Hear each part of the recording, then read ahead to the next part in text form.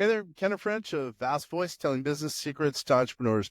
We're very, very happy you stopped by. Either you're going to watch this or listen to this because you want to take your business to the next level. You're probably an entrepreneur who's either just starting out or you've been around for quite a while and you want to take your business to the next level. You're probably a real estate investor, maybe even a real estate agent, maybe a professional or of some sort, professional advisor of some sort. And well, you are stopping by because you need some valuable advice from one of the top industry leaders there is. Anyway, thank you very much. Once again, Kenneth French, Vast Voice, telling business secrets to entrepreneurs. Really glad you stopped by. Yeah, it's Kenneth French. We're going to talk money, ways to make big money with Bill Fairman. Bill, thanks for being here. Oh, it's awesome being here. Thank you so much for asking me. So as you know, all these people are, they're pretty well heeled. Most of them are business owners. Pretty much all of them are real estate investors. All of them are from really all over the country. We have a pretty good number of people from, the Southeast, and that's kind of your world. So let's get right to it. Give me one bit of advice for any person who, fits that description. Help them get rich right off the bat.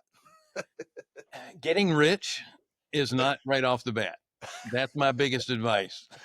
Yeah, there you go. I like that. Real estate as a whole it's a longer term process. Yes, you can hit some home runs, but you can hit just as many foul balls as well. It's a process. And in my opinion, being on the banking side is the steadiest, safest way to invest in real estate. What's that? I like the sound of that. What do you mean? Is that why banks are always the biggest buildings in every city? Yeah. No. All right. So when you own a piece of property, you're 100% at risk.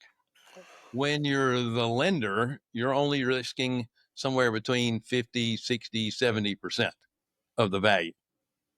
So you're already on the defensive side of things. And at the same time, you don't have to worry about taxes, insurance, maintenance, tenants, toilets, trash.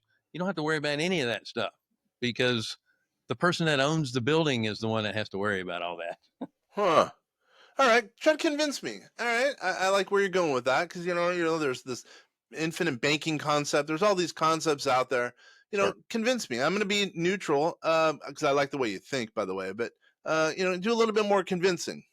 All right. So there's the upside to owning property is that you get appreciation over time.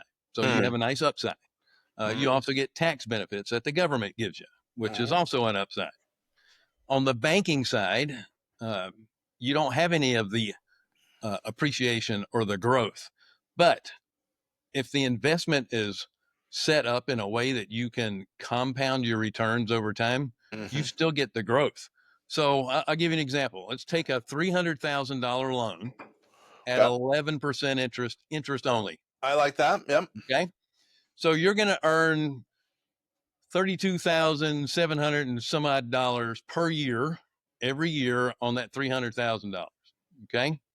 So let's say after 20 years, that 300,000 would turn into 900,000. That's not too shabby, right? Okay. You can take that same $300,000 at 8.5% compounded, and in 20 years you'll have 1.9 million. I like that better. Right. So there's your growth. Okay. You do it in a compounding, steady manner. Because with compounding, Einstein said that compounding was the eighth wonder of the world. He also said that those who understand interest receive it, and those who don't pay it. Smart guy. Yeah. But as far as assets go, you're much more diversified, in my opinion, being on the bank side, because you can take a lot more of your assets and spread them around. Meaning, if I'm only in it for 50%, I can take the other 50% that I would have and put it into an additional asset. And I'm still only at risk of 50% of the value. Right? Yep. I'm vibing with you. Scenario, they stop paying you. What are you going to do? You're going to sell it as quickly as possible so you can get your money back and get it reinvested. You mean selling the asset that you've come to own because you're not getting money on it. So you sell that hopefully for a lot of money because it's undervalued anyway. Well, your goal is not to make money when you sell these. Your goal is to get your money back quickly because if you're trying to make money, you're going to try and get the best price for it, which means it's going to take longer to sell it, Yeah, that's true. which means your money is not invested. And in the long run, you end up losing because you've lost the opportunity. Right, I understand your point, But but you get my on the I flip understand side. what you're talking about. There Yeah. are people that lend money for the purpose of if they don't really care about, let's say, the income and the credit and the character of the person you're lending it to. All they care about is getting the property. That's just part of the game they like to play. Yep. From my perspective, I'm lending not just on the property, I'm lending on the person as well, because I don't want it back. You don't want it back. Yeah. I want the return that I get. If I wanted it back, I would just get in the game and buy it myself. Yeah, you don't want a loan to own in effect. Yeah, I get you. Right. Yep. All right. A lot of people look at return on investment, ROI. I look at return on effort, ROE. You want no effort, but lots of return. Too much effort, I'm moving on to something else. Yep, I get it. So, okay, before we get to, we're going to be hanging out for another, 25 minutes. Sure. How does someone get a hold of you, and why you, by the way? It sounds like you're a guru, but give us a little bit of background as to who you are so people can understand that, yeah, you're the guy we should be listening to about this. So I've been in the mortgage business about 30 years. Started off in the retail mortgage industry, doing conventional loans in the residential space. Eventually, you got into the commercial side of things on the wholesale side, which means I've looked at thousands and thousands of transactions because I had other mortgage people sending me business. So I'm always looking and underwriting those properties. During the 2008 crash, The fun crash, I, like many other people in my industry, found myself unemployed and unemployable. Yeah. My sister and I started this business. She also had a mortgage company, but around 2011, 10ish, 11, there was a great opportunity to jump into the private lending space because you couldn't get loans, and we knew people that needed money, and we knew people that had money in their self-directed retirement accounts, and we just brokered the two together, and we built our business from there. And now we have two funds that people can invest in. And tell me about those funds a little bit. So, because I'm assuming those are in line with your low effort, huge rate of return as a result. So, tell me about those funds, and then again, how does someone get a hold of you? And then we'll launch into a little bit. Sure. So let me start off with how you can get a hold of me. My email address is bill@chmlending.net. You can also go to billfairman.com. You can get all my information there as well. And how's that spelled, by the way? F as in Frank, AIRMAN. Okay. And everyone knows how to spell Bill, I hope. If not, then we got big issues. Yeah. Where were we? Oh, the funds. Yeah, we have two funds. One, you have to be accredited to be in it. It is an equity fund, and all that means is you don't have equity in the buildings, you have equity in the company that makes loans. Okay. So you get paid distributions quarterly based on the profit that the lending company makes every quarter. You have the opportunity to take whatever the return is that quarter and have it ACH to your bank account, or you can take your distribution and roll it over and compound it over time. So it's the perfect vehicle for somebody that is looking for growth. We also have another opportunity for people that are not accredited. By the way, the first equity fund, the minimum is $50,000 investment. The other fund is the minimum is 25, and you do not have to be accredited. Now, this one is a debt fund. So what happens there is, as an investor, you are lending the fund money. So you have three different terms. You have a 12-month term, a 36-month term, or a 60-month term. So currently the rates are 7.5%, 8.5%, and 9.5%, depending on how long you keep it in there. And it's just a term. So at the end of 12 months, you get your money back, or you can do another term. So in the meantime, you're getting monthly payments based on that 7.5%, 8.5%, 9.5% term.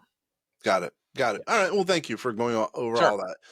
Just- And all the money is being used to capitalize us so we can make loans to real estate investors.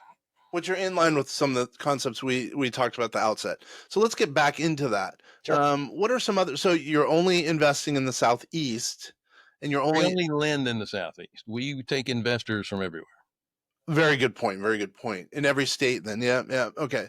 Yeah, that's important. I'm glad you made that distinction. So, give me a little bit more of a flavor for some of the investments. It sounds like pretty much any commercial investment per se.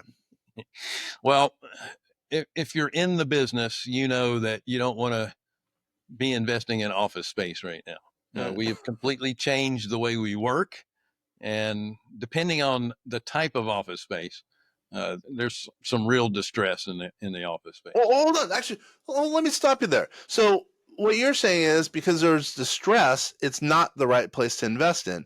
Now, let's play devil's advocate. Sure. Well, wait a minute. There's distress, which probably means numbers are down. Right? Costs are down, meaning prices are down. Isn't that the right time to invest in commercial space then as a result? Well, it depends on the market where you are. If you're in the suburbs, office space it's not something you're going to run from. If you're in larger cities, in the business district, listen, anecdotally, we have, I'm in the Charlotte market, and we have 3 major, multi-story towers that are in receivership right now that only have 20-30% occupancy. What do you do with that space? Even if you can buy it at pennies on the dollar, what are you going to do with it? You still can't operate it with 20-30%. It's not cost effective to turn it into housing either. So what do you do with that stuff? Real estate is local, but for the most part, I told you about this earlier, I like the return on effort part. So we stick with recession resistant, multi-tenanted commercial properties such as self-storage, retail strip centers, light industrial. Now, there's a super big shortage of residential housing right now. This is why that's crazy. Prices of residential homes have not gone down, even though mortgage interest rates have gone sky high. There's a shortage, and there's a supply and demand issue. So we have the same problem with light industrial property. There's a shortage of it. So it's not a bad investment to be in. Self-storage, we have an unhealthy relationship with our stuff, and it's a great business model. You have, as you're working up the economic ladder, you buy new stuff. You don't want to get rid of your old stuff. On the way down the economic ladder, you downsize, but you don't want to get rid of your stuff, so you store it. Aunt Betty dies, and now you have an emotional attachment to the stuff, and you won't get rid of it. On the retail side, small strip centers are not affected by Amazon. So Amazon can't deliver you hot coffee. They can't do your hair, your nails, your taxes. Those are businesses that are local and are needed in the space. So those are decent businesses to be in. And then we're also in the single family, and we try to stay in the median price point.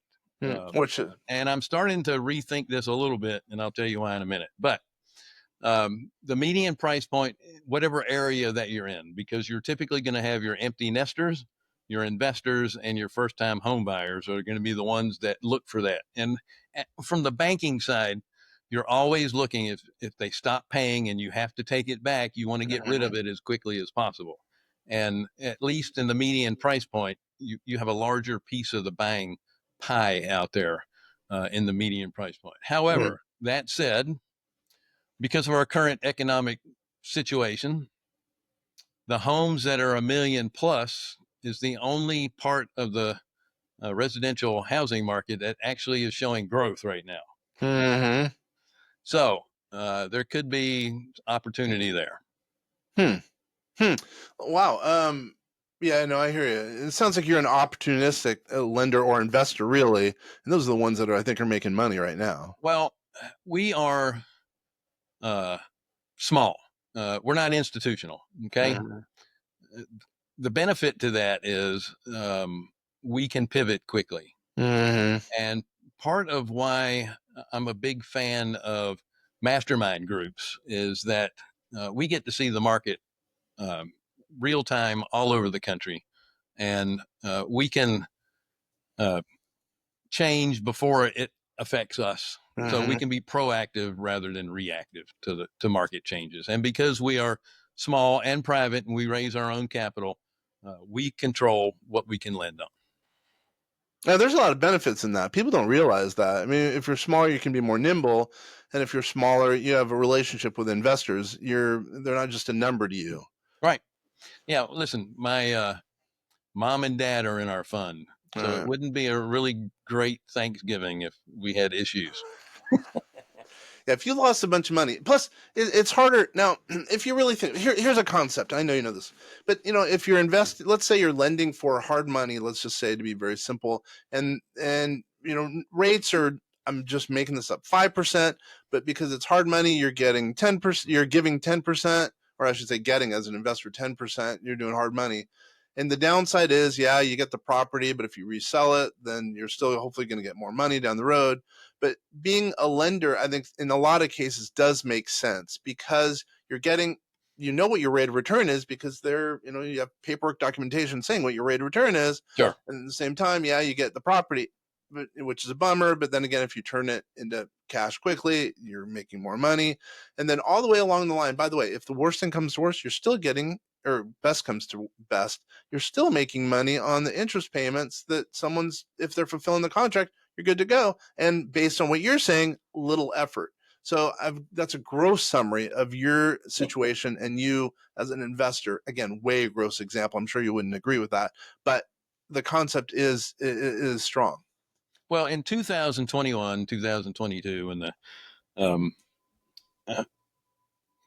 residential housing was just booming and taking off and appreciating at 20%, we were really boring because we were chugging along at between 8.5% and 10% annualized, and that's nothing. But it's the tortoise and the hare thing.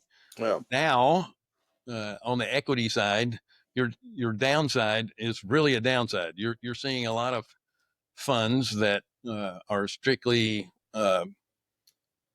syndicated. And it could be multifamily, it could be commercial, it doesn't matter. There's a lot of people struggling right now because it takes a long time for projects to come to fruition. And if you did your original prospectus based on numbers, 3 years ago, you're probably going to have some issues because they're not penciling out like they would have earlier. Now, on the lending side, that doesn't really hurt you much unless you had too much of that property inside of your portfolio that you're lending on. Fortunately for us, our commercial stuff is $3 million or less in value. So even if you lose a couple of them, it's not hurting you much. Yeah. Well, hopefully, yeah, because you have diversification. Sure. Which I see there being a fit here between us because at vastsolutionsgroup.com we just started, not started now, a while back. We started a commercial property lending unit, and it's we do deals. Our minimum, really, if you really think about it, it's $5 million above, and we do we're working on a $200 million deal right now. I mean, we work on bigger deals, and what's nice is I think what you said. The less work, the better for the investor. If someone comes in and lends, let's say, $100 million on one of our properties, that sounds really cool, by the way, saying $100 million. And they're not expending a bunch of time, but they're making a good rate of return. It really does work out. It really works out for the client. I mean, the end user is taken care of because the borrower's gotten some huge building. The investor is happy because they're getting a rate of return. Yes, it would be bad if they the borrower doesn't come through, but then again, at least as you said, they're going to hopefully get rid of the asset, turn the money into cash flow, etc. It works out. But anyway, I digress. I just wanted to say that we loan $200 million, so we sound really cool. Anyway, so let me ask a couple more questions. Why only the Southeast? Why aren't you investing in whatever the Northeast as an example?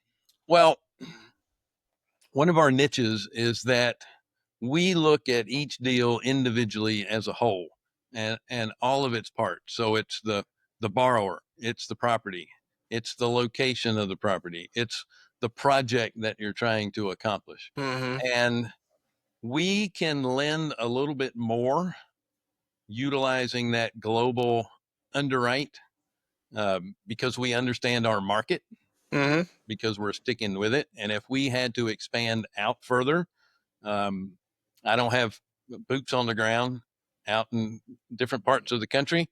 I would have to start lending inside the box like the institutional people do because of the same thing. It's protecting yourself. And I would rather be able to step out there a little bit more and help our clients. That gives us, kind of a leg up on the institutional folks. Got it. And for me, it's easier to go deeper in our market than it is for me to expand, because there's another thing about expanding nationally is that once you create a particular size, then you have to continually feed it. And That's the problem. Yeah, exactly. That's the problem with the institutions, right? Like if someone gives them whatever, I don't know, whatever, $100 million as an example, they're expected to, even if it's a good or bad deal, to deploy that capital, and it might be a bad deal, but they have to deploy that capital. Right. You're not going to see institutional investors tell their investors, "No, I don't need this much money here. I'm giving it back to you." Exactly. That never happens. They have to spend it. Yeah. Or they have to try to put it to work. And what ends up happening is they either get into deals that they shouldn't, or they're investing it in stuff that's not very high yield. Yep. And then the investor ends up being bad, but they make their money. The big investor, sure they do.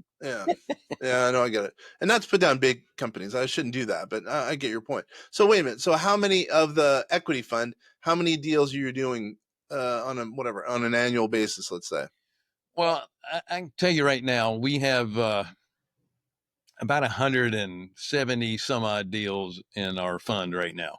On the equity side, and then what about the debt side? They both work hand in hand. What I end up doing, I originate everything in the equity fund, and then on the debt fund, I will assign loans over to the debt fund. Oh, I got you. So they might be. Oh, I got it. So they might be doing the same project. Everything is originated in the same equity fund, and then we will assign notes over to the other one. So what I'm doing is I'm providing folks that weren't accredited or people that are strictly want to have a set income each month. I'm giving them an opportunity to get in. I understand. Because your return is going to fluctuate a little bit inside the equity fund because it's based on the profit. And some people want a guaranteed, rate of return. Yep. And have you ever missed a payment? No. Yep. I wouldn't think so. Just to throw that out. By the way, what I should say is, talk to your advisor, talk to Bill Fairman, if it makes sense. This isn't, we're not providing any guidance here. We're just, this is entertainment. You get to hang out with Bill and Kenner there for a while. You like that? Yes.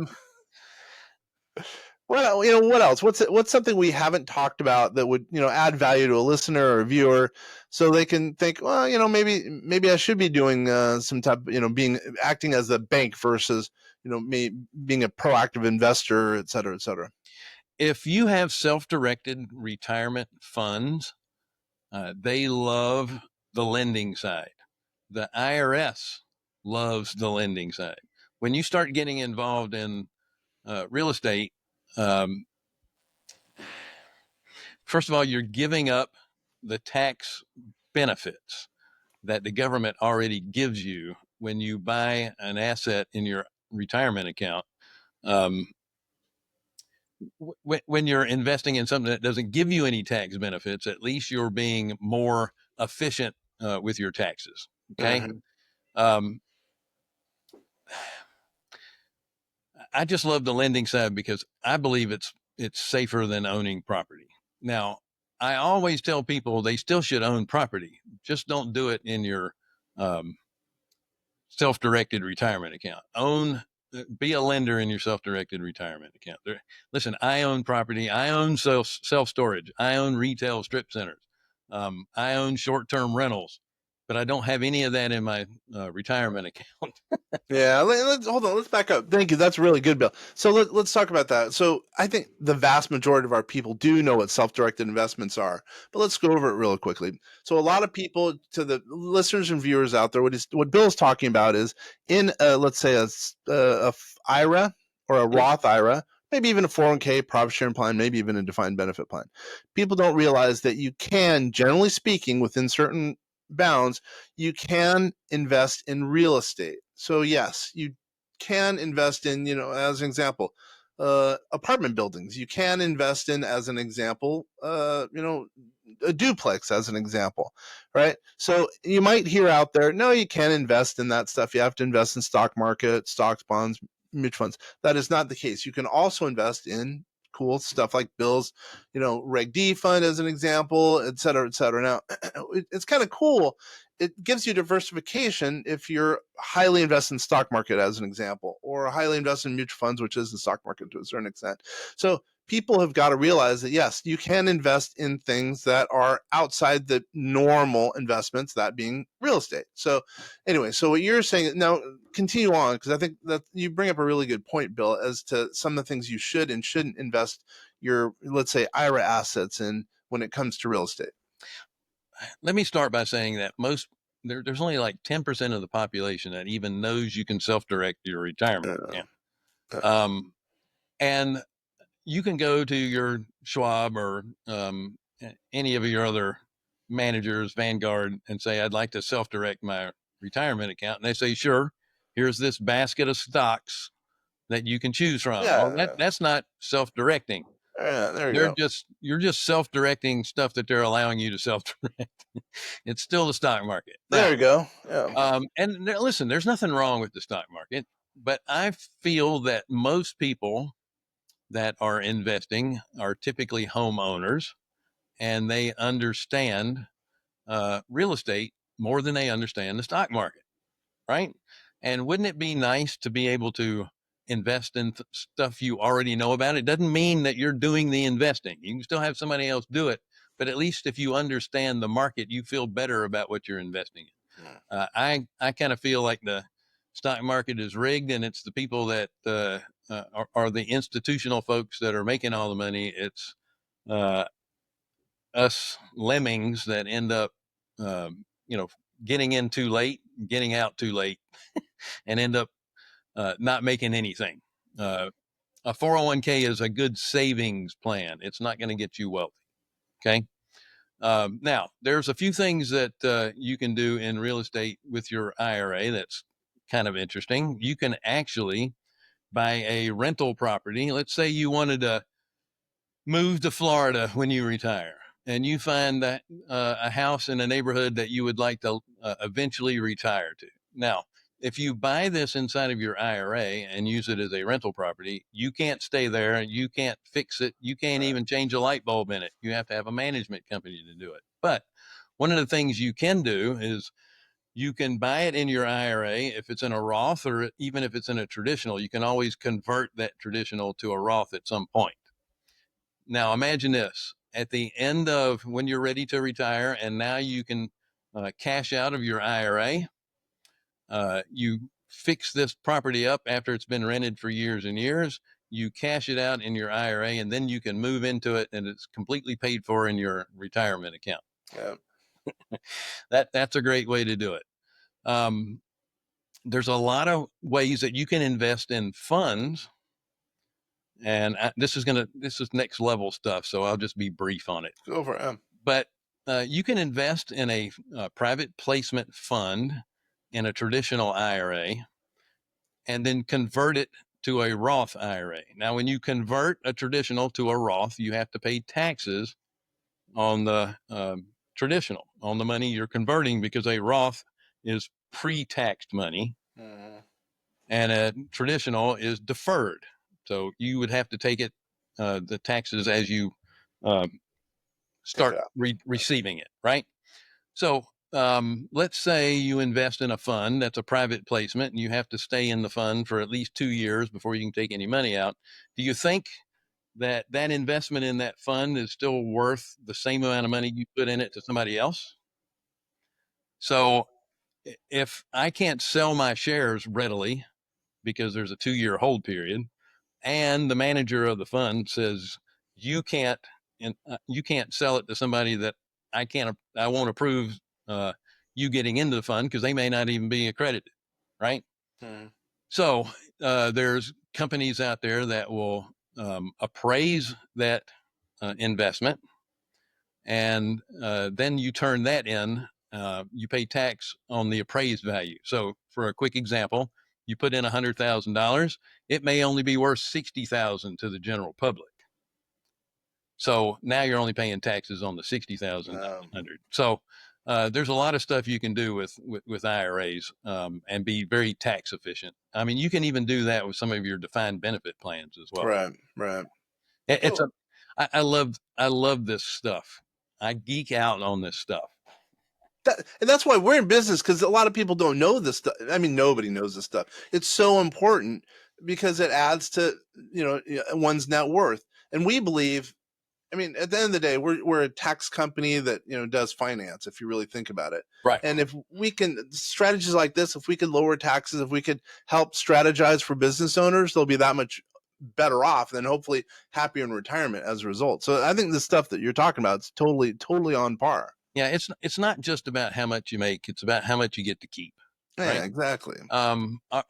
In my opinion, the retirement business is broken, at least the way they teach it. The way they teach it. They teach you the accumulation model, and then once you accumulate a certain amount of money, then you can retire, and then you'll start living off of it, and then hopefully that you'll die before you run out of money.